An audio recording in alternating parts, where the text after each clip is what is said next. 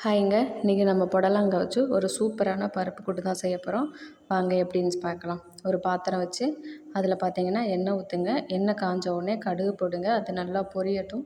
பொரிஞ்ச உடனே பார்த்தீங்கன்னா கொஞ்சம் பார்த்தீங்கன்னா சீரகம் போடுங்க. அதுக்கு பொரிஞ்ச உடனே வரமிளகா போடுங்க. வரமிளகா போட்டு அந்த ஃப்ளேவர் எல்லாம் உள்ளே இறங்கணும். அதுக்கப்புறம் பார்த்தீங்கன்னா வெங்காயம் போட்டு நல்லா வதக்கிக்கோங்க. கொஞ்சம் கருவேப்பிலை போட்டு தாளிச்சிக்கோங்க. தாளித்து நல்லா வதங்கின உடனே பார்த்தீங்கன்னா நம்ம கழுவி வச்சுருந்த புடலங்காயை எடுத்து அதில் போட்டுருங்க. போட்டுட்டு நல்லா கிண்டி விடுங்க. கிண்டிட்டு உப்பு போட்டு ஒரு மூடி போட்டு ஒரு 5 நிமிஷம் பார்த்தீங்கன்னா வேக வச்சுருங்க. அது நல்லா கொஞ்சம் வேகட்டும். அதில் இருக்க தண்ணியே போதும். தண்ணியெல்லாம் ஊற்ற வேணாம். அது நல்லா வெந்துடும்.